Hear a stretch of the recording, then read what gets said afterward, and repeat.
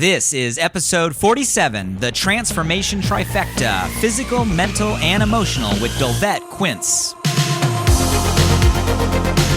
Welcome to Alive by Design. My name is Blake Mallon, and we're here to bring you inspiring people, principles, and practices to help you wake up, move toward your meant to, and feel fully alive. Open your mind and let's dive in. Hey guys, before you listen to the podcast, I just wanted to say I really appreciate you being here, and I'm super excited about this new quarantine conversation series. If you want to catch these episodes happening live, where you often can ask real-time questions or maybe even get featured on the show, make sure we're connected on Instagram at Blake Mallon and on my Facebook page, facebook.com/BlakeMallon.page, as I'd love to see you there. Love you guys. Stay safe, stay healthy, stay sane, and enjoy the episode. Well, hello, everybody, and we're going to get started with an awesome conversation and one that I know is going to add a tremendous amount of value, touch on a lot of different topics that are highly relevant for right now on what's going on in the world. Doing my best to bring you access to different individuals, different personalities, different people that I know can add so much value to your life, especially during this time.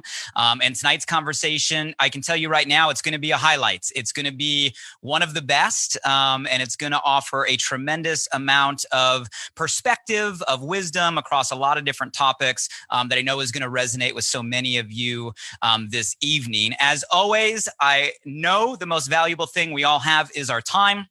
And I know there's a million things you could be doing right now in your world, in your home, with your family, with your career, and whatever time zone you are in right now. And you're choosing to invest that with us tonight. And for that, I am grateful and appreciative.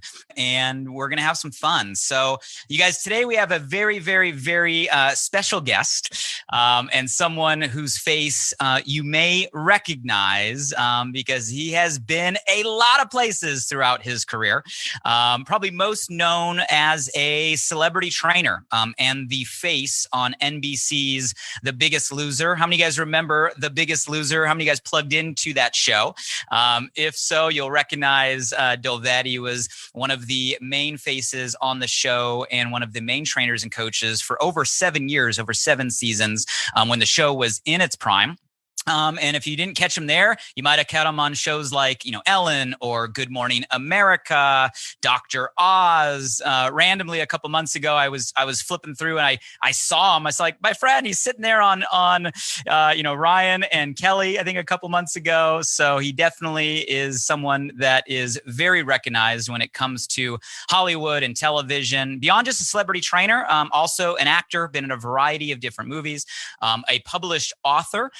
Matter of fact, for those of you guys that are looking for your next step when it comes to kind of weight loss, fitness, and transformation, you might want to check out his book, The 3121 Diet, which is all about eat and cheat your way to weight loss, lose up to 10 pounds in 21 days, available on Amazon.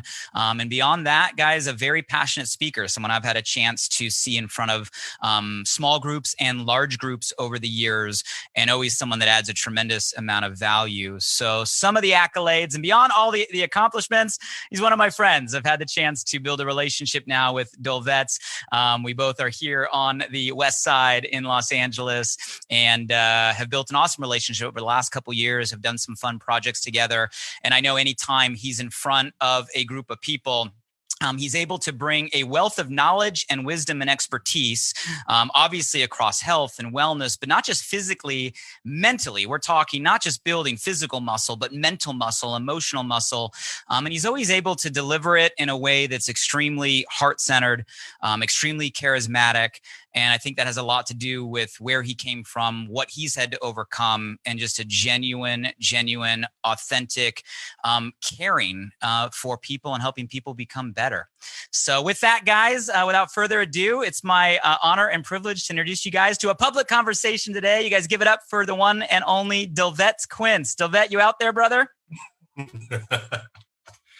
listen, I don't have to say anything. That was probably one of the best introductions I have heard my entire life. Come Seriously, on. bro. No, that was awesome. That was awesome. Well, I appreciate you and everything we've done together, and I'm excited for tonight's conversation. I appreciate the time. I listen. You called. I came a running as per usual. So I appreciate you, brother. Thank you for having me on as a guest. But mostly, I remember you saying you were going to do this a while back. I'm going to have a podcast. You know what I mean? As time opened up, it gave you an opportunity to sort of pursue your dreams. You've had some pretty amazing guests on here before. So I'm very grateful for this. Thank you for reaching out. Maybe to discuss whatever. I love it. Oh, I'm excited. My first question is, what's on the other side of that hat? I see the back of the hat. What's on the front side of that hat?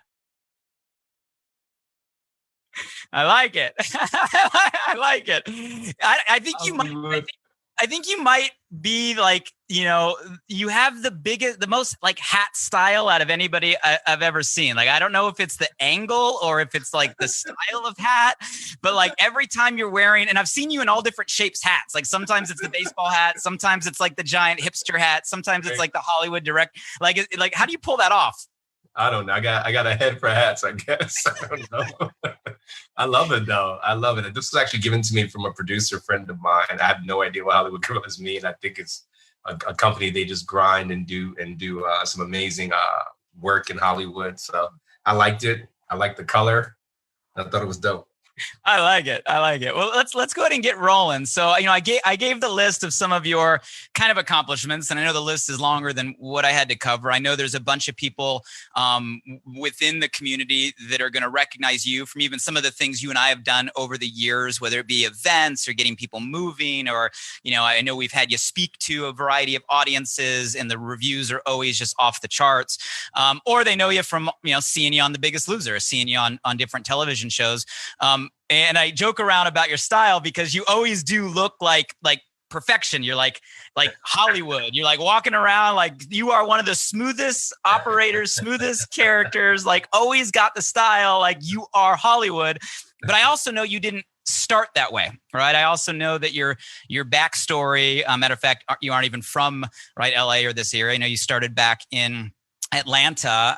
Why don't you kind of catch everybody up who doesn't know kind of your story of kind of where you came from, and how'd you go from where you started in Atlanta, the fitness industry, and how you ended up on The Biggest Loser? I'd love to hear it. I was in Atlanta because my brother said to me when we were in Florida, he went to Connecticut, tried to reunite with my mom, who we were estranged from for a period of time because we were adopted. My older brother, my sister, and my younger brother. My older brother went to Connecticut in search of her just to find out that she wasn't there. She happened to also be in Florida while we were in Florida. He latched onto my uncle, who started selling clothes in Connecticut and New York and wholesale and selling it to folks. And he started working for him. And he said one day, "You got to come to Atlanta with me." So he went down to Atlanta, and my brother called me one day and said, "Hey, I'm moving to Atlanta. The women outweigh the men 10-1 here. You got to get down here." So I went, obviously, and it became home very quickly. Doing some odd jobs here and there, going to school. I found out that I truly loved training, and I kind of found that out organically. And when anyone who's ever heard me tell this story, working at a YMCA at the front desk in the back office, someone there in the front office said, "You're very good with people. You're very good, very personal personality, and you have a great physique. Have you ever thought about being a trainer?" I didn't think about it at the time and decided that, I haven't thought about it, but I could do it. And sure enough, a couple of weeks later, I got certified and started training people. And in that training, discovered how helpful it was to both them and to me. This is before social media. This was before anything, any platform you can think of. And I started creating a business around that business and saw transformations and saw smiles and saw all these things. And when I saw that, I said to myself, this is something I could do for a very long time. I left there.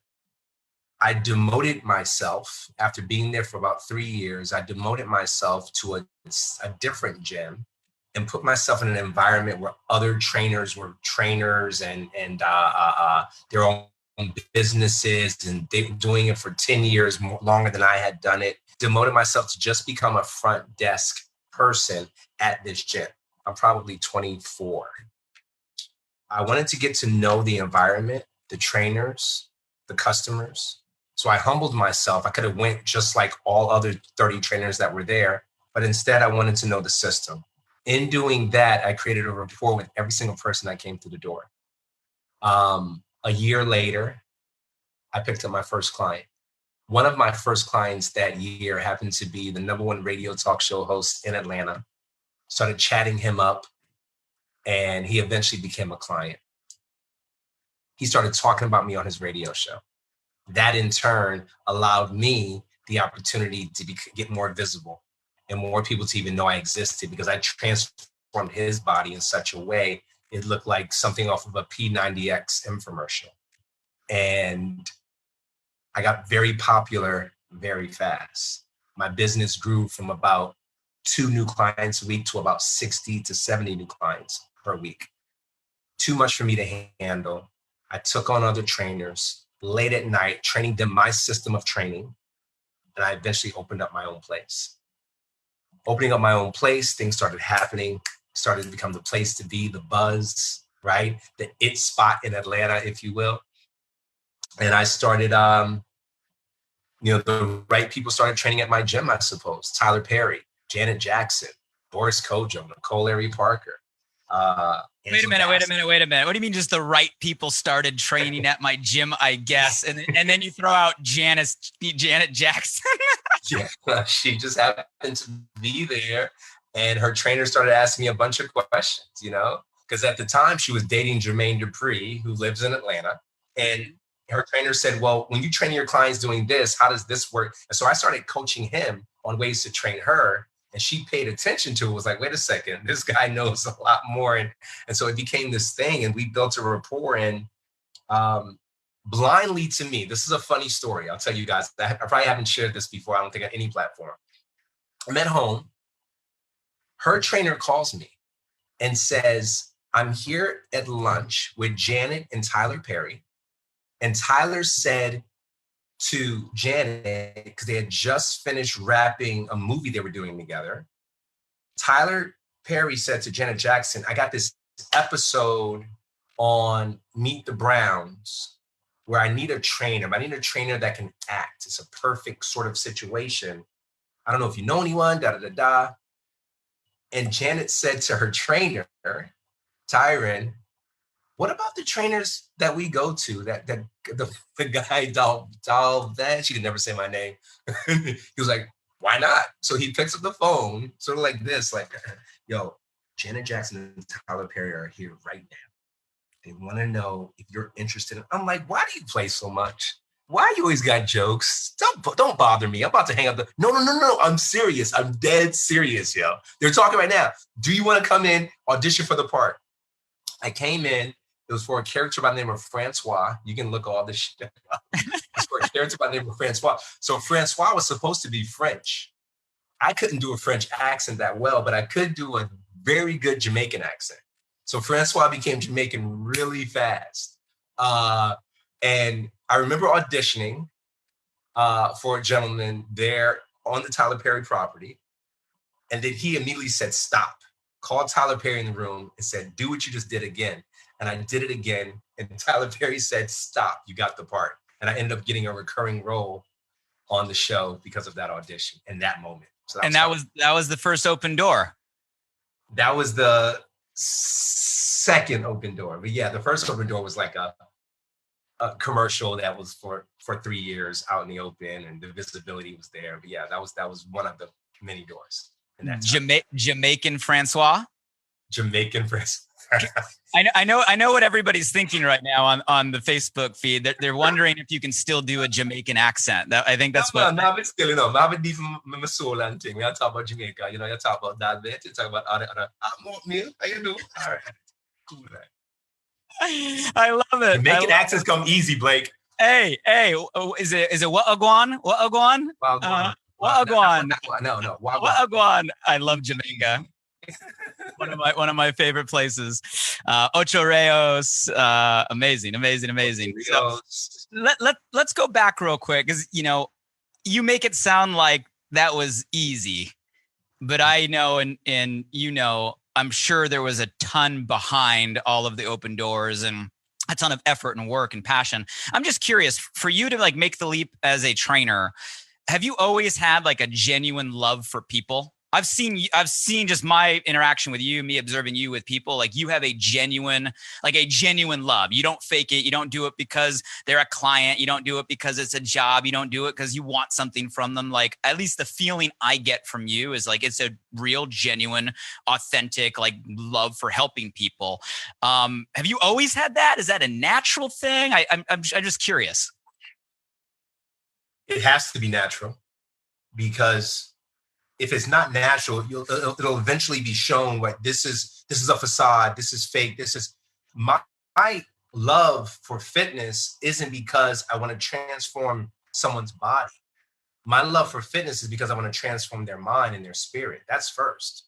I love helping people find a way to help themselves. I don't love them needing a way to always need me, right? We talked about this earlier. I'm a sum of the people that guided me and made me who I am today. Was it easy? Absolutely not. But my personality and my background has allowed me to not lean on when things are down or not going the way I want them to. But I truly live in this space of hope, right? I live in this space that, this is a moment. It's only going to last for a little bit. How do I get beyond that? The same way with fitness. Yes, my legs hurt after a long run. Yes, my leg. You can relate to that being a runner yourself, which you're more of a runner than I am. Yes, my body is sore from this workout, but I know this moment is just a moment and temporary moment of pain, because when I get to the end of this, I'm going to be so grateful for that feeling. I apply that in every area of my life. When I'm speaking to someone, I'm speaking to you. And just you. It isn't about being distracted and da-da-da. I'm talking to you because this is the moment for us to heal together, grow together, learn from each other. It's reciprocal every time. So let's actually go there, right? Maybe we'll start within the context of training, and then expand beyond that, because I know you have experience, obviously a lot of your career dealing with, weight loss or fitness or people that want a physical transformation. And I know now, later in your career, you want to expand into helping people just become the best versions of themselves, even beyond just physical, mental, emotional. And you're making a real impact on people's lives every day. I'm watching it. But let's go to the physical part to start. So, 7 seasons on The Biggest Loser. Everybody knows the show. I mean, it was one of NBC's most successful, largest grossing show. You were there at its high and its peak. I don't know how many clients you've helped, move toward, weight loss goals or fitness goals. Do you have any idea? Like, how many people have you trained toward a health goal, if you were to pull a number? Hundreds of thousands. Hundreds of thousands. Okay, so we can say you're an expert in that space. Let me ask you this. So what would you say are some of the common challenges or common roadblocks where you saw people would consistently get stuck or get in their own way from like where they were to the body they wanted or the health they wanted or the goal they wanted? I'm just curious, out of all the people you've trained, what were some of the common patterns you saw as a trainer? Comparison. People looking at other people and what they saw to be where they should be. Both physical comparison as well as mental comparison. Why is she tougher? Why does she get to dress like that and I can't? Why does she? So we're always looking outward. Fear. The funniest thing I used to hear from people, I want to work out with you, but let me get in shape first and then I'll come work out with you. What? To me, that was like, most people are like, that kind of makes sense. I want to kind of get my body in a place where I can, but that was fear sort of guiding them and telling them that, as opposed to, I'm going to start right now. When you fall off, you make a mistake, you have a couple of days of bad eating, you have a couple of days or a couple of weeks of not moving at all. And you get to a point of, okay, fine, I'm already here. It's too late for me to go back. So excuses are probably another category, just to name a few. I'm sitting here taking notes, and I know some of you guys that are watching live, how many of you have health goals right now, right? How many of you are humble enough to admit that you're not in like the perfect, specimen of physical health that you want to be? None of us are. Right? I mean, I think all of us are always in a constant state of wanting to take our own health to the next level. And I know some of you are probably taking notes with that context, but let's broaden this, because what I heard, Dolvett, you say, comparison. And I think that's interesting from training, obviously, clients that want to lose weight, want to get fit. But I would expand that and say, right now, today, comparison is probably one of the biggest, most difficult things we're dealing with just as people, as a society, especially now in the age of Instagram, social media, where all day long as we see feeds of people's most perfect version of themselves, and we're constantly comparing, right? What we perceive they have versus what we think we have. And a lot of times that's leading to a lot of, the inverse, not inspiration or aspiration, but almost like a depression or people getting stuck. You said, fear, right? In terms of, maybe afraid of change or afraid of something new or afraid of not being good enough. You said, failure or mistakes, falling off the horse. You said excuses. I could take those 4 things and I could pretty much apply those 4 things to helping people change in any aspect of life, right? It doesn't matter if you're trying to lose 10 pounds or lose 100 pounds or get fit. I think if you were to take what we're facing right now in this world, let's take it to 2020 and what's going on in the world right now, and we were to be real, I would say those same things would be true, right? People are having to deal with comparison. We're having to deal with our own fears. We're having to deal with our perception of our own failures. We're having to deal with our own excuses. I'm curious your perspective on that. Maybe, coming from the aspect of training, how are you looking at what's going on right now, 2020, crazy year, all the shit that we're facing? Are you seeing that some of these common patterns apply to what people are going through in just other aspects of life, and how so? Not just 2020. I think it's all the time. I think the fact that people are always in comparison mode, start from a place of fear, it holds us back. The problem is? We become professional pursuers. Write that down, take that down, record that in your mind. A professional pursuer is never satisfied because they don't take time to appreciate the small accomplishment they had for the day. When you're constantly pursuing and you're running by, you might run by a gift because you're running so fast. I got to get this goal. I got to get here. I got to get here. I got to get here. I got to get here. You lose the sweetness of actually getting there when you get there. It's because you're probably on to another thing. You don't give it its enjoyment, right? Your goal is to lose 10 pounds. And if you lose those 10 pounds, you're like, I lost 10 pounds. I got to lose 5 more. The 10 pounds that you lost doesn't get the props it deserves. That applies in all areas. We work so hard. I'm left college. I got my master's. Now that I got my master's, I got to prove to the boss that I'm the right candidate. Now that I'm the right candidate, I get the promotion. Now I got to go and I got to get this. And now that I got that, I'm going to go get this. And we become so fixated with pursuing that we neglect the joy of a moment. And it's in those joys. You know what made me say that? Something you said, which I agree with 100%, Blake. None of us are satisfied with our physiques. I know people aesthetically, if you saw them, like, oh my God, the abs on that lady, the abs on that guy. Wow, their body is perfect. I promise you that person doesn't like their body fully. They're still critiquing and judging. At what point does that person say, look what I've done? Does it take them going on stage, competing next to someone who has a like theirs for them to say, look what I've done? Can they forgive themselves by eating a fucking piece of cake? I don't know. It has to be moments in our lives that we have to practice a habit that is job well done. You did damn good today. I'm not saying stop pursuing. I'm not saying stop chasing dreams. I'm actually saying the opposite. In the timeline of you pursuing and chasing your dreams, celebrate the moments, right? If your dream is to get to the top of the mountain, celebrate the pebbles that pile up on top of each other to get you there.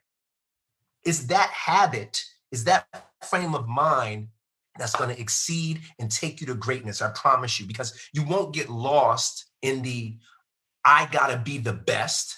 You'll know you're the best in all of those moments.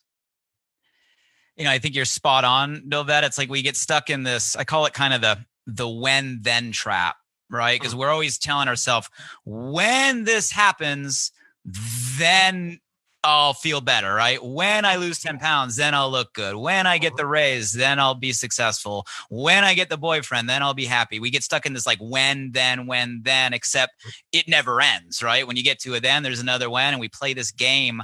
And I think everybody listening, can probably relate to that. How many of you guys are guilty, right, of the when then, like constantly chasing this more addiction, right? We're addicted to more. My question for you is like, how do you think we got so off track? How did we get here as a society where literally we're constantly pursuing more? We're constantly comparing us to others and seeing what we don't have instead of what we have. We're constantly dangling our own carrot, right, to chase the next carrot. Like, I'm just curious, your perspective. How do we get here? More watching of TV, news, media, more turning the pages of magazines, more looking at what other people demonstrate, less of what they really are, more watching than talking. You see, you get more value out of conversations than you do out of staring at something. Because then you're left to your own vices and staring, figuring out, oh, those shoes are great with those pants or with those outfit, but there's no substance there. We got there because habitually, and this is pre-COVID, and I'll touch on COVID in a moment, why I said that specifically. Previously, we saw that that couple had the yacht and the homes and the cars, and they seemed happy. You go into their home, they're probably not as happy as you gave them power to be. COVID comes around, quarantine comes around. You can't go outside. Now everyone is forced to go inside. That's powerful. Wait, yeah, Dolvett, obviously you mean go inside my house. But when you're not watching or driving or going, and you go inside your house, you now have to go inside yourself. So the ultimate transformation, most recently in the last 120 days, has been more self-reflection, more self-development, more internal work around the world than ever before. And it's interesting to watch as people went through the wave from how could you take this away from me to wow, now look what I have, right? We have been so programmed to go and pursue that we forgot or didn't pay attention to what we already had. If I take away your pursuit abilities and you're cheating, you're constantly running in the safari, you're running. And then I say, I'm going to take your paws away. You won't be able to run. You're a cheetah in that safari. You're going to stop. And you might notice I'm going to a Lion King reference here, a water bug or something. You're like, wow, I never knew that was there. You might look down and actually see how playful your baby cub is. Wow, I didn't even know your personality was like that. I've been used to running so much. And I know a lot of us can attest to that because we're not in the business of sitting still.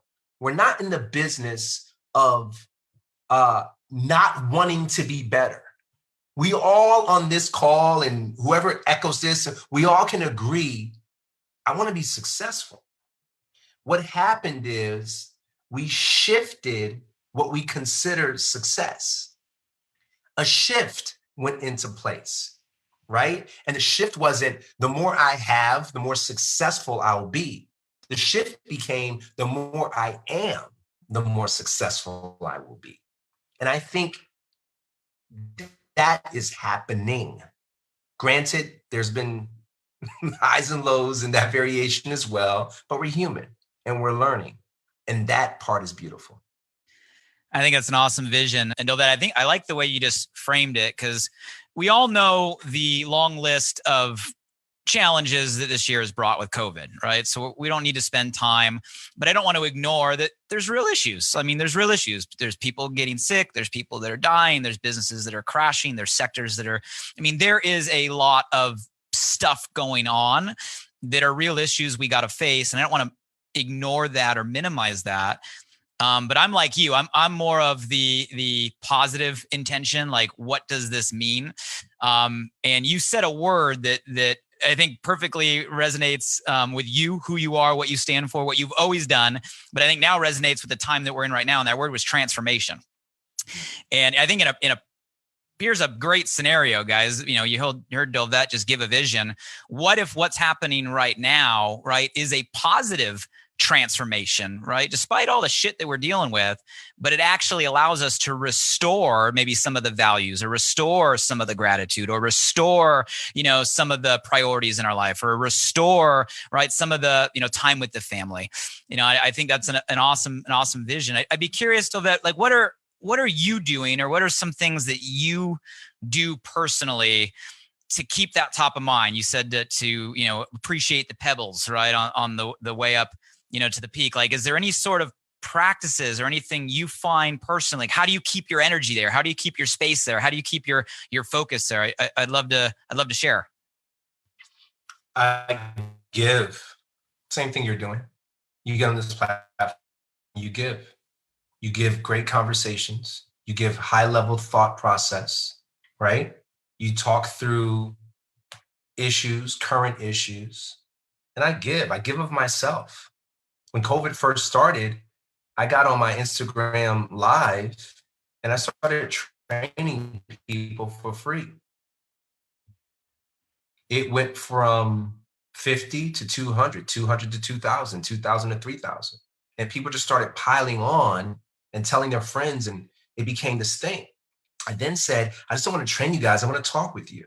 So I started interviewing people from Italy and from London and from around the world, and people here in the States, and giving them an opportunity to have a voice on my platform and talk about some of the things that affected them during these scary times, these very afraid, very alone times. I knew I didn't want to be alone. So I gave of myself so that other people who may be alone had an opportunity to just express themselves. I then took it a step further. Now, granted, I was working 7 days. I was doing 7 days a week. On Sundays, I would open up the platform because I don't know about you, but I love music. I love to dance. Well, you know that already. We've had enough fun out here about these places, right? Yeah, I've had some fun. We've had some fun. And I started doing a talent show every single Sunday. And I did this for probably 90 plus days, nonstop. How do I deal with it? I give. And I became so busy giving that I wasn't distracted with the getting of negativity. I literally in my mind and in this community, I created a almost like a community that was surrounded by love and people that were excited and had a sense of purpose. 9 a.m. every morning, we're jumping on this thing and working out for 30 minutes. And guess what? For the next 30 minutes, I'm just going to chat with you. And I'm going to open up my platform and allow you to speak. See you guys on Sunday. We're about to do this talent show. I literally believe in my heart that if I wake up grateful for what I have, and I some way, somehow give of myself, what I've learned, what I've talked about to someone else, I'll be a whole person. I think if I don't do that and the other thing and some things that I do in between, then I allow myself to become susceptible to negativity and to depression and to anguish, to doubt and to. I don't know what the hell happened.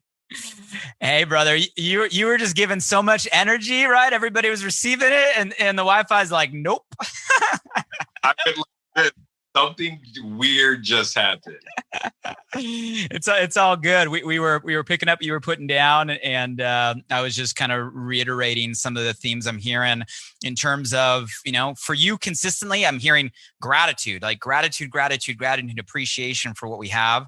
And, the ability to give, to share, to put out as some of the tools you use. And for those of you guys that maybe don't have, access to Dolvett or don't know him personally or follow him online, like his energy is always there. Like Dolvett, I look at you and your energy is always like radiating. Your vibration is high. Like, you always have that frequency going, like, and it's not fabricated, right? It is just you at that level. And are these some of the things, like, is this it? Is it gratitude? Is it giving? Is there anything else that you would say is kind of you that keeps you operating at that level day after day after day? I've been saying this on a lot of platforms. Forgive me for those of you who follow me and have heard me say this before. I came up with a 5G method. And my 5G method is simply simple. It's 5 Gs. Simply simple. Say that 5 times. 5G. Gratitude, guidance, graze, go, and give. Gratitude. Wake up in the morning with that. Ask God for guidance. Who should I speak to today? Who should I be open to speak to? Where should I go? What conversation should I have? Should I be still? Should I get in the car and move? Get guidance. Graze means I'm going to make good choices. Whatever I put into my body is going to be of quality.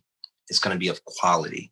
Whether it's my ketones, whether it's something green and healthy and something that's going to give me great energy, I'm going to need that throughout this day. I'm going to go. That's the 4th G. Some level of activity. I'm going for a walk. I'm swimming. I'm going on a bike ride. I'm working all day long. I'm going to turn off the TV, turn off the computer, and I'm going to get outside. If I got a call at 7 o'clock, I'm going to take that call on my headphones and I'm going to go. I got to have motion in my body. Last but not least, I'm going to give. I talked about guidance. I talked about give. Everything that I learned, everything in this conversation right now that I'm having with Blake, there's nuggets in here. There's information in here. I'm going to give it to my son. Hang this up, have a conversation with Isaiah. I might even call one of my friends who I know is going through a hard time and he needs to hear something because we had such a great I got to give back whatever love I've given and or received. I got to find someone and give it back. If I practice these pillars, this 5G method, 5 fingers, 1 fist, I can make an impact on this world. I can make an impact on my world. This is my sanity. Right? This is your sanity. Blake complimented me like, how do you stay at this level? You stay at this level. I stay at this level because I practice those things. Sometimes in some days I get 3 of those things done. Sometimes in some days, I love those days. I get 5 of those things done. But I try to practice them every single day. And those disciplines help me stay at a very high vibration. And I know it'll help you too.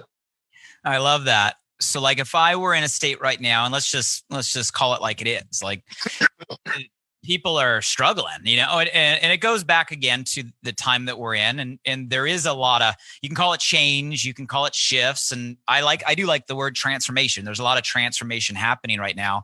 I read an article this last week, that said it's like the year of the career pivot, because everybody's having to like change jobs or even change careers, or even if they're staying in the same career lane, they're having to reinvent the way that they have approached it. Like the environment right now is forcing the world to totally transform.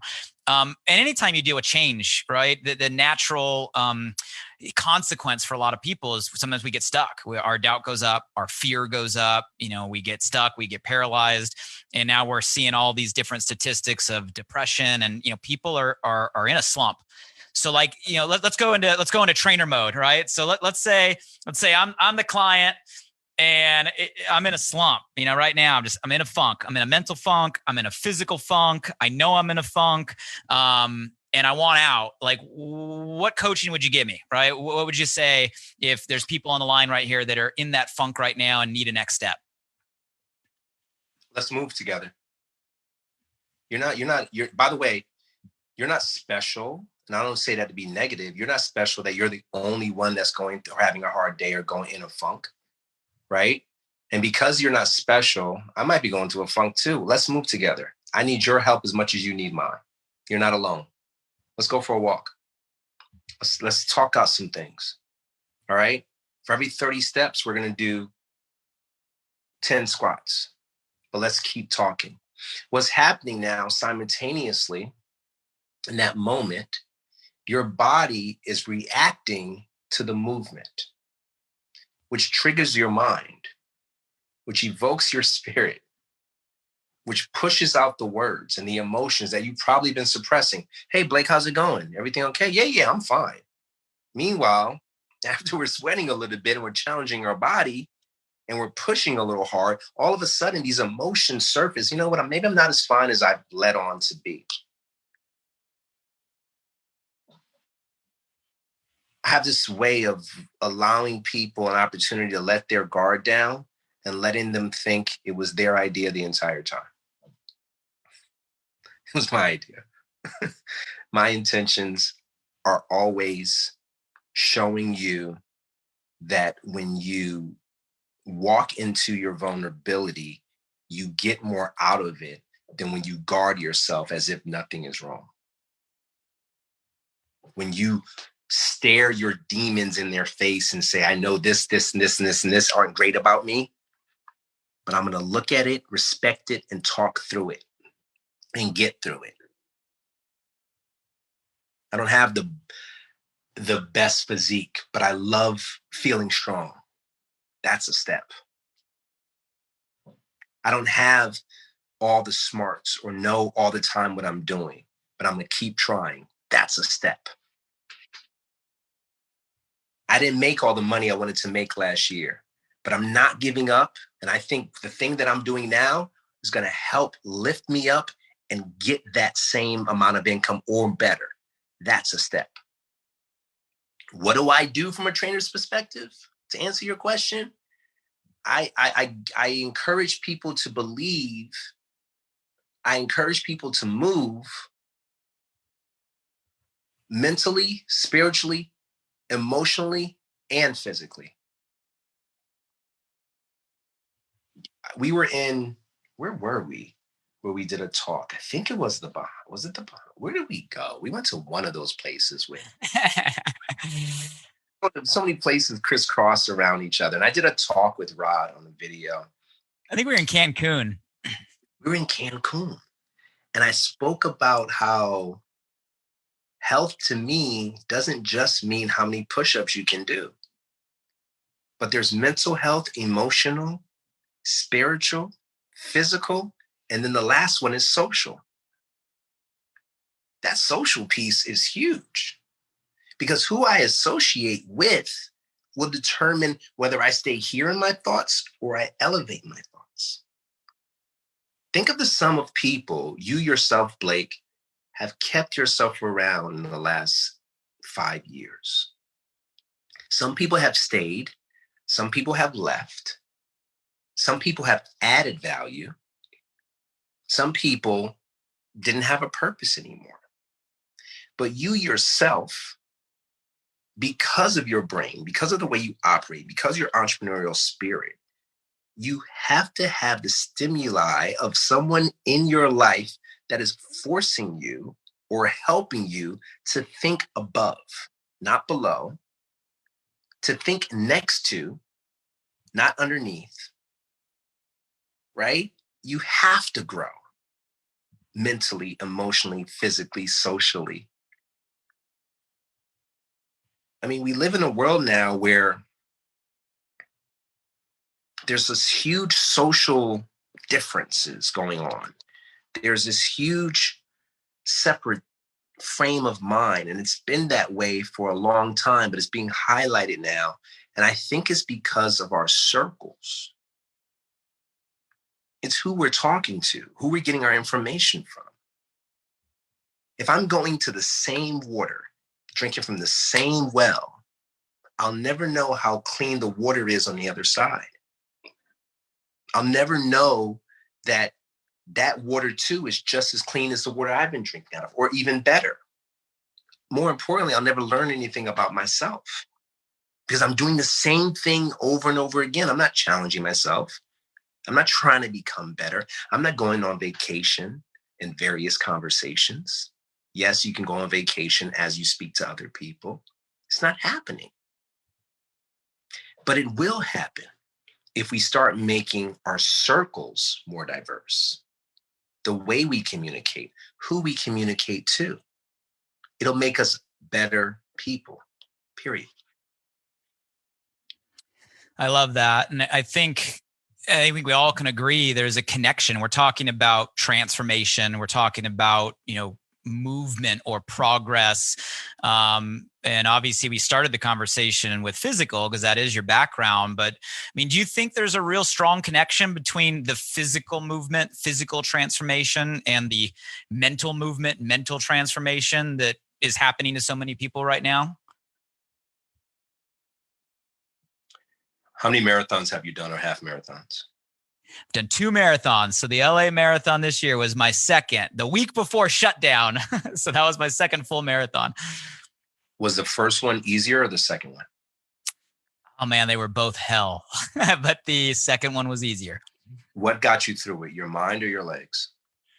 100% mental. I was in pain the last 8 miles. So is it fair to say that you can talk yourself through pain and finish something? Absolutely. Is there a correlation? Is there a direct synergy between mental and physical? 100%. I saw a man who weighed 360 pounds run on a treadmill. He started out telling himself he couldn't do it. While he did it, he was crying grown man tears, celebrating the fact he was doing it. There is a direct link between physical and mental. Everything that is in us, moments that we have triumphed beyond our wildest dreams, had to do with the direct connection between physical and mental. We had to get up off our ass. We had to convince ourselves that we can get into that room and make a difference in that room. We had to walk in that room. We had to get up and celebrate with joy and have the energy to do that. I've helped patients who had cancer, who in their mind, they said, this thing isn't going to own me. I started training them and helping them and talking to them. They eventually got rid of the cancer because they believed in their mind that they were more than that. There were people who are sick who accept their sickness. They tell themselves, I'm sick. I'm not going to get better. And they don't get better. There's a direct correlation between physical and mental, 100%. I don't care if you're in a funk or you're not in a funk, right? What can you do to get moving? What can you do to move your body? What can you do to take a step, right? Even if, like Dolvett said, it's just starting with going for a walk, getting outside, finding a group of people that you can move with. Plug into Dolvett Social. He just said he's giving away free training, right? So plug in, get moving with a group of individuals. But motion creates emotion. And I've seen that just in my experience too, Dolvett. It's like so many people, they're like, well, I don't feel like it. I don't feel like building my business, or I don't feel like working toward my goals, or I don't feel like, progressing. I'm not in the mood, right? And people think like you got to feel like it to take the action, and you don't get it. It's the inverse. You take the action and then you feel like it, right? The motion creates the emotion. I know we're talking a lot about kind of mental transformation that people are going through this year. But I do agree. I think the physical transformation, everything starts there. You started to go down the road of kind of social movement, and I think I know where you were going with all of that. And I don't know what conversation you want to open up, at what level, or even what your opinions are, if you even want to go there. But obviously, I don't want to ignore the fact that we've been facing a lot, right? I mean, just a lot of opinions. a lot of perspective, a lot of extremely high emotions this year on so many different levels. I'm curious your perspective on everything that's been going on this year when it comes to, you said social groups, right? Movements, and obviously everything, even this last week with what just happened, obviously in Wisconsin.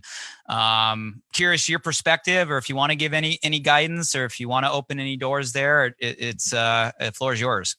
Yeah, I mean, listen, it's one of those things now, and I said this morning, where I woke up this morning reading that the NBA is going to stop the playoffs because another Black man was killed in front of his kids, shot 7 times in the back of his head. He will probably be paralyzed.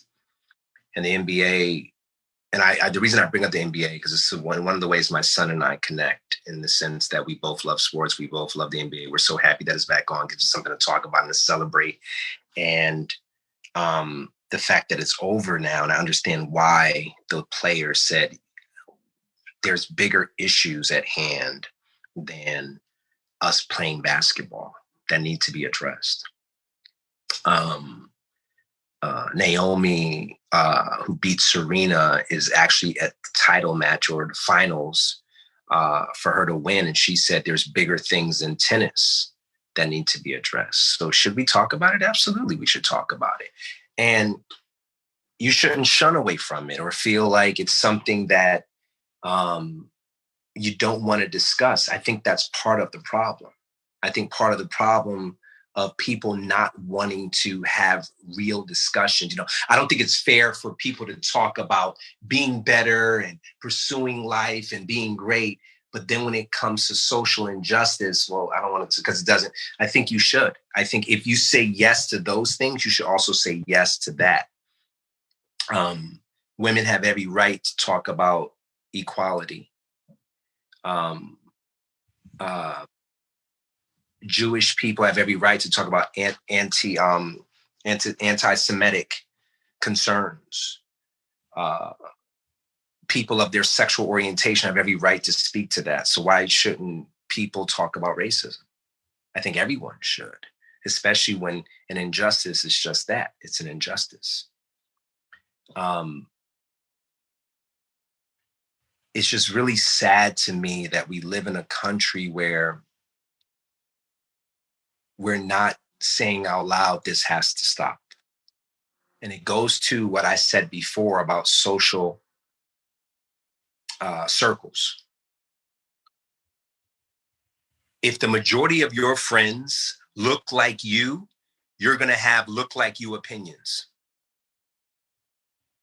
The majority of my friends look like me, look like Blake, look like Nick, look like Brian, look like Chris Spencer, look like Terry Crews, look like Anthony Anderson, look like Angela Bassett, look like Janet Jackson. The diversity in my life is so important to me. I'm so blessed to have been raised by parents and to get everything right. But one of the things I loved most about my parents, if Blake came over and we were friends growing up, they would say to me, "Where's your friend Blake?" It wouldn't be, "Where's your white friend Blake?" or "Where's your Asian friend Susan?" It would just be, "Where's Susan? Where's Blake?" You had a name, you had a purpose in my life other than your identity. And I was so grateful. I didn't get it then, but I'm grateful for it now. There wasn't a separate thing. It was just, you're a person and I'm a person.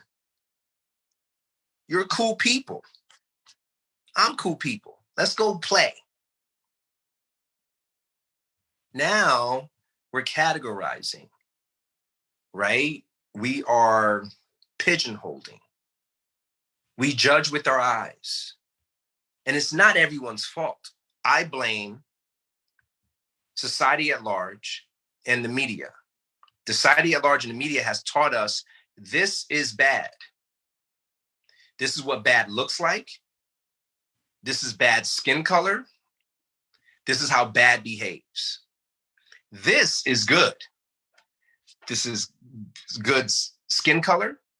This is how this skin behaves.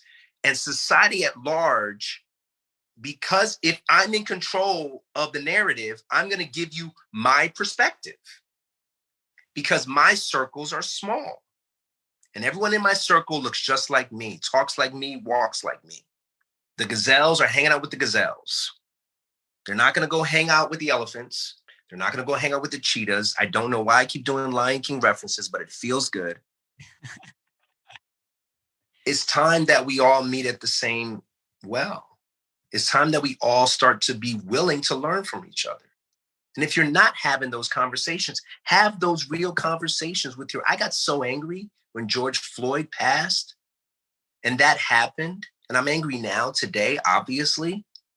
Angry because I don't know about you, but like I just mentioned, I have a diverse group of friends. Some of you on this call, I consider my friends. I hope you do the same. My issue and my anger came from my friends who are not Black like me, who don't have a Black son like I have, who haven't received any racial injustice, who live in a white privilege environment and mindset, didn't reach out to me and be like, yo, you good? You okay? I think if we lived in later times where Hitler was murdering people just for being Jewish and I had Jewish friends, I know me well enough to know I'd reach out to my Jewish friends. Are you okay? Is everything all right? Why don't you come over? Let's break bread. Let's talk a little bit. I just want to check on your headspace. Bad enough you're going through this COVID stuff. You good? I needed that. You good? From my friends. Because again, my circle is, it ain't here. It's like this. So maybe there's some people in my circle that call on me. They need me for this, that, the third. And they need me for that, the other. Maybe now that I need them, they're going to pick up the phone and say, yo, are you okay? When that didn't happen, it broke my heart. It hurt me to my core because it said to me that maybe they didn't want to have the tough conversations, but why? Why not? Having tough conversations makes us grow. Hitting those muscles and making you sore only makes it stronger. So if you want to get stronger, challenge yourself. You want to challenge yourself in business. You realize there's sacrifices and risks you have to take in order to get better. Why wouldn't you challenge yourself socially or politically or mentally or racially? If you have a friend that looks like me. And if you don't, you should go get one. It's pretty fucking cool. Everybody needs a Dolvett in their life. I'm watching the feed here, and I know what you're saying is pulling on heartstrings, because I know there's a bunch of people out there that probably maybe look more like me than they do like you, that are sitting there saying, oh man, I have a lot of friends that maybe I never even considered calling. And it's not because, maybe you don't care, right? Or you don't genuinely have empathy or don't want to help, right? Or a lot of it goes back to even what we were talking about earlier in this conversation. It just goes back to our own fears and our own insecurities of not knowing what to do. I think this whole conversation today is about overcoming those fears and creating that movement. So like, obviously you mentioned George Floyd. I remember my process when all that went down, the first thing that went through my mind is like, well, who am I to have an opinion? I'm obviously white. I grew up the son of a, lifetime police officer, right? My dad was a career police officer his entire life. My mom an educator. I grew up in Thousand Oaks, one of the safest places like in the world to grow up. I don't know what racism is. I never had, and faced that, and I've never had to face that with me growing up. I've never had to face that with my kids, with my son. So it's like, who am I to have an opinion was kind of the first thing that went through, my mind. The second thing went through to my mind is, well, I didn't see myself as racist. I'm like, I have Black friends. Like I see people, or at least I told myself that, I see people the same. I don't see color. This is the stuff that went through my mind because I see people as people. I see people in their potential. Like, I love people. I want to help people. So I'm like, who am I to have an opinion? I grew up this way. Who am I to insert my voice? Like, I don't see myself as racist. But what this conversation this year has done, I think, at least began, is raise a level of awareness where now I think all of us, I think the world is finally realizing that, like, just being not racist isn't enough. And just because maybe, we haven't faced some of the things that, maybe other individuals have faced doesn't mean we shouldn't have a voice or shouldn't have an opinion. And as soon as I started realizing, wow, maybe I just got to open my mind, get out of my own head, get rid of the fear, stop worrying about judgment, stop worrying about what other people might think or how I might approach it, and just be willing and open to receive, I started seeing things I never saw. Like, I remember my wife, Dolvett, little things. Like, my wife came around the house. She's like, our daughter, Sadie, 2 years old, has dolls all over the house. And we're like, oh my gosh, like, there's not a single black doll in the house, right? And here we are saying, well, we're not racist, but she doesn't have a single black doll in the house. And I started looking at all the books that I read every night to my son, Grayson. I'm like, look at these books, right? These books that they don't have color in the books. And, I think, for all of us, and for those of you guys that are out there and maybe just me kind of sharing my thought process earlier this year, just because you haven't faced it doesn't mean we can't share a voice. And just because you think you're not racist isn't enough today. It's about raising a level of awareness, in my opinion. And I think, the disasters, and let's just say what has happening this year is catastrophic on so many levels. I do think, and I do hope, it is raising a level of awareness, and it is causing people to see things differently and think differently. And just like we were saying, COVID might be a time that forces transformation in career. Maybe everything that's going around the social injustice, this might be a time of social transformation as well. And we might come out of it on the other side better. I don't know. Those are just some of my thoughts listening to you talk and kind of what I went through. And maybe some people out there might relate to the other side. It's a fair assessment. I've heard that often.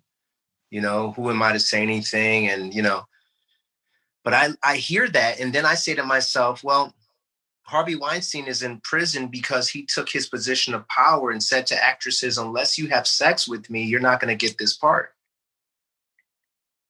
Women are then now victims of the Me Too movement. People like Bill Cosby are in jail, taking advantage of women. I'm not a woman. I don't know what it's like to be a woman, to birth children, I know I'm attracted to women, but that doesn't mean I know what it's like to be the topic in the room versus having your brain affect the room, until I start talking to women. I want to have a conversation with my sister. I'm going to have a conversation with my friend who's a woman, and I'm going to ask her, how are you feeling during this Me Too movement? Have you ever been in a situation where you felt like more men were interested in you than in your thoughts? Yeah, all the time. How difficult is that? Wow, I had no idea that you were affected like that. Sure, you don't want to seem, you're not black, so you don't know racism. You've never experienced it, but saying nothing is saying something. It's simply saying, I've practiced ignoring this long with this topic.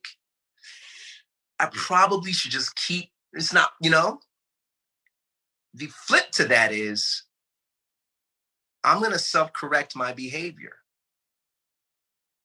I'm going to go out and buy my daughter some Black and some Indian and some Asian dolls too, to give her mind the perspective of we're all diverse.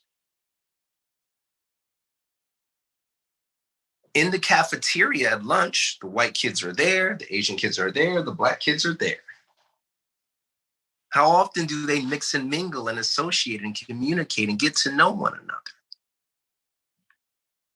The cops that are shooting these Black men and women, they're not shooting them because they identify with them. It's because they're separate mentally and physically from them.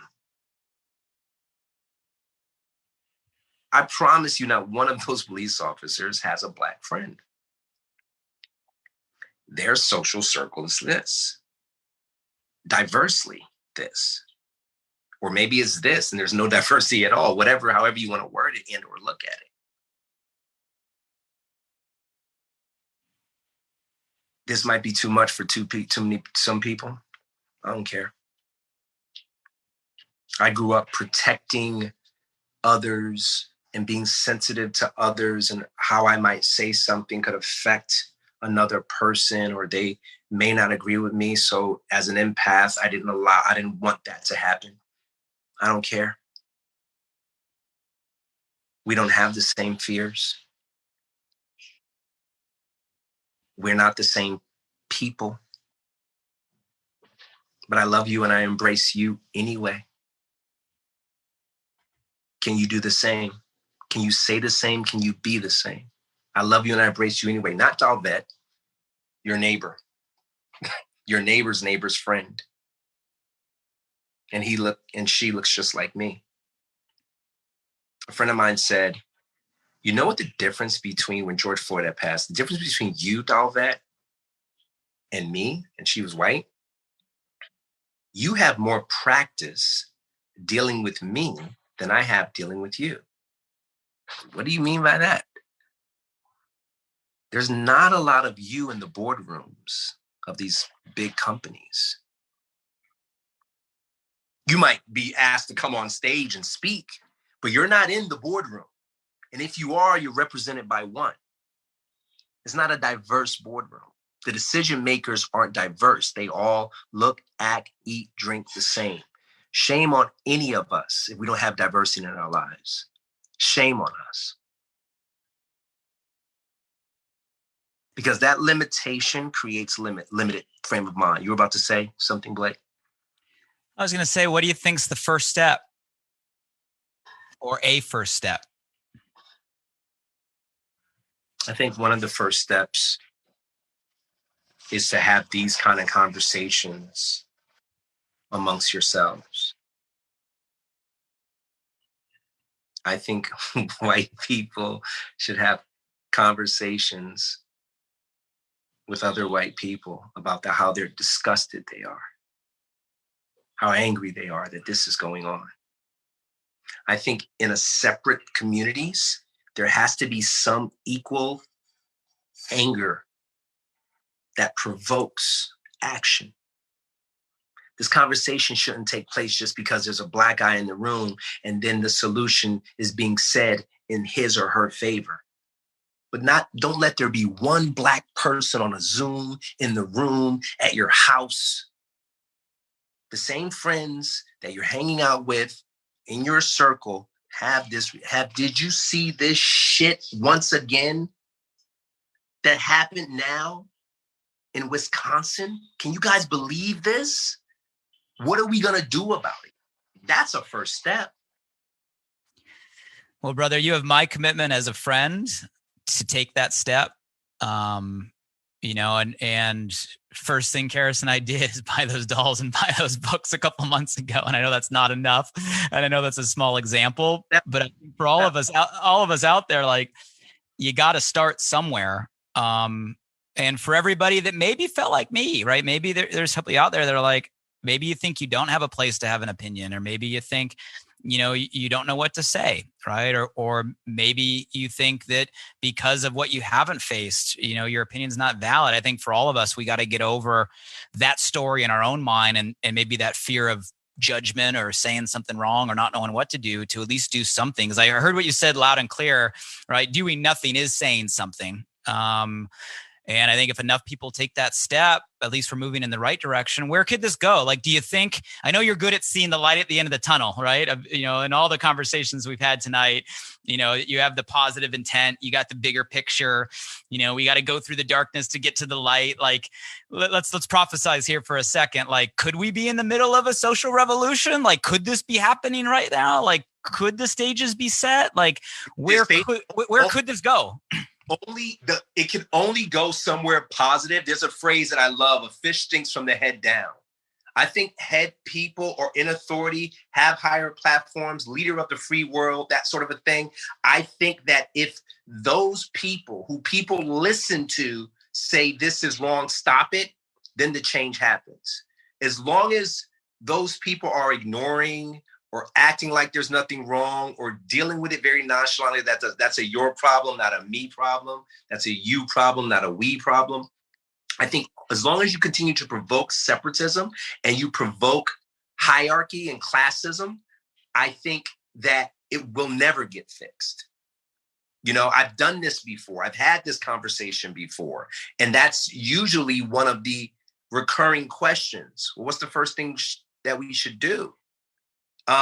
Start to speak out. Show your anger. Show your disgust if you're disgusted. As long as we continue to separate it, it will never get fixed. The only reason that the Me Too movement became so powerful, both men and women were talking about it. Men, who I won't mention names here, were getting fired left and right because enough was enough. But it took those people of power to be the ones firing those people of power. How does it change? People with power have to ask for change. You control the media and the narrative that people see. You control the minds. The first thing they click on their television screens and their computers, and they hear what you're saying. Do what's right and say the right thing. Do what's right and say wrong is wrong and right is right. Say words like stop, never again. I'm stopping right now with my family. I'm communicating differently in my circle with my friends. I'm not tolerating certain things that I tolerated last year or the year before. If you don't have any Black friends, go get some. Have conversations with them. If you don't have any Asian friends or white friends, go talk to them. What's going to happen if you do? I know you'll get better. That's all I got. This is intense, man. This is intense. It's an intense topic. Beautiful. It's beautiful. I love it. I wrote down you good. You good. I think that's an easy first step. Guys, who is going through your mind right now, going to your heart right now, just listening to this conversation that you know you got to reach out to, and just reach out to them and ask if they're good, right? Ask if they're good. It can be a first step. I love, Dolvett, the way you said, look, it starts with us controlling what we can control and making the small decisions, and then us using our own platform. And we all have a platform. It doesn't matter who you are. We all have a platform. We all have a voice today to stand for what's right. And speak up for what's wrong. And I do believe, and I know you and I share that vision, and we share that optimism. Like, I do believe this year, 2020, is a year of radical transformation. Like, I believe it. I believe we go out 2, 3, 4, 5 years, 10 years. We look back, we're gonna be like, this was a transformational year on so many levels. And we're going that direction. And I really do believe that. And hopefully conversations like we're having tonight give a couple people a little bit of inspiration, maybe a little bit of suggestion, maybe a step or two to take. They can help in any of these directions, right? Whether it be career, or whether it be physical transformation, or whether it be a social movement. Because I do think we have that opportunity that we're all sitting in the thick of it, sitting in the middle of it. It's happening right now. And hopefully these conversations raise their awareness. You know, I know I've kept you a lot tonight and we're over our time, but I got a couple more I can fire a couple quick ones at you before we round out. You got a few minutes? Yeah. You know, I know you're obviously familiar with kind of my kind of philosophy around shifting a script, right? And I think you've heard me give some keynotes and are familiar with the TED Talk. And I use the analogy of a script around like the story we tell ourselves that we kind of get stuck in. And we've covered a lot of ground tonight for you, you know, coming from where you came up, you know, in the fitness industry to Hollywood, to helping people with personal transformation, to dealing with racial injustice. Like, we've kind of run the gambit here, all just really powerful topics. So I'm curious how you're going to answer this. In your life, what was one of the biggest scripts you had to shift personally to move you forward? You had to go from telling yourself one thing to telling yourself a different story, a different script in order for you to go to the next level. I'm curious, what's one that was transformational for you? I was told at a very young age that I wouldn't be anything. I wouldn't amount to anything. I was told at a very young age I would never, nothing good would ever happen to me. I was taught to hate myself and that I wasn't good enough. My shift came in and still comes in daily. I'm not believing what you're saying. I don't care that that's your opinion. I taught myself not to lean into the thoughts of others if they are negative, but to lean into positive thoughts if they're designed to help me. I learned very quickly to be attracted to building, even though people were out to bury me. So I've been attracted to and drawn to people that speak from a get better perspective. I lean in. I've been attracted to and drawn to, Dolvett, you're great. There's nothing you can't do. My shift came when I believed the good shit. That just, hell yes, that drive. And by the way, it is a muscle that I exercise daily. I love that. It's beautiful. I once heard, I think it was a quote that said, look, other people's opinions of you don't have to have any bearing over your opinion of yourself. And today more than ever, I think we all gotta fight that and be our own best champion, right? Our own cheerleader. It's important. Let me go a different direction. So I think that's huge. Let me go a macro level. Let's say, Dolvett, you are God for a day. You have the ultimate power. You can snap your fingers right now and you can instantly make everybody on planet Earth have a single shift. Right now, everybody on the planet, you have the power to say they can go from this to this. What script would you shift in everybody right now today if you had that ability? That's an easy one. I would remove fear. Period. Fear. By fear. Conversation we just came off with was the gift wrapping around that conversation was fear. I don't want to say certain things. Who am I to say that? I can't say fear. Comparing to other people, fear. I just can't get this success thing right. I'm an entrepreneur, but fear. He's better than me, fear.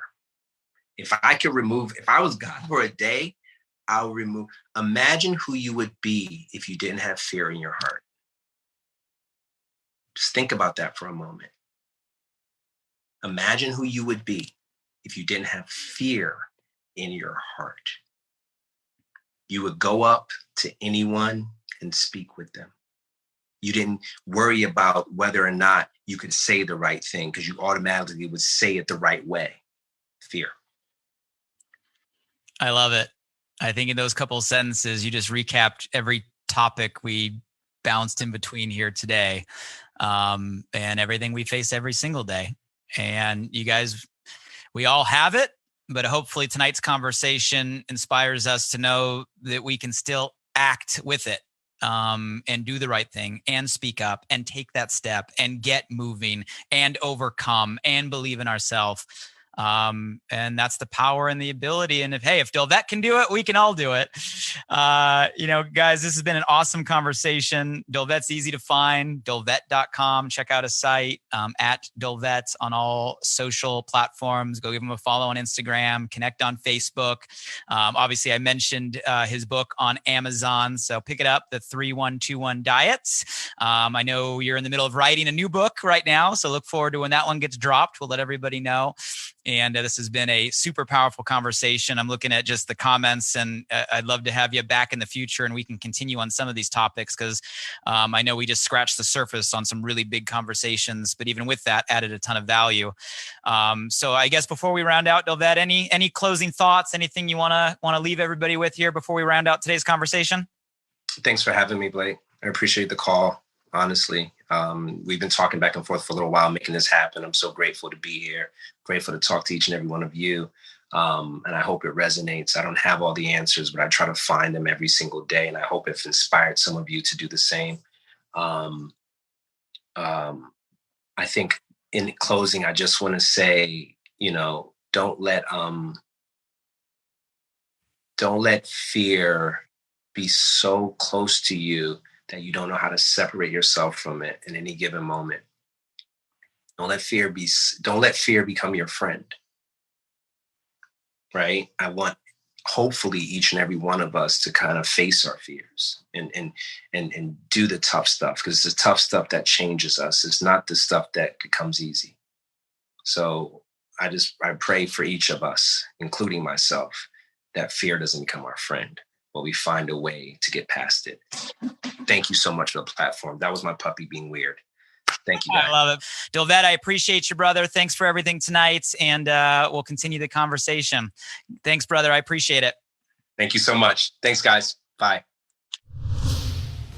Hey guys, one last thing. I'm super excited that this new podcast, Alive by Design, just went live. You see, I designed the show to bring you inspired thoughts and fascinating conversations with the world's most impactful people, to provide transformative principles and practices to help you wake up, move toward your meant to, and feel fully alive. And I'd love for you to help me spread the word now.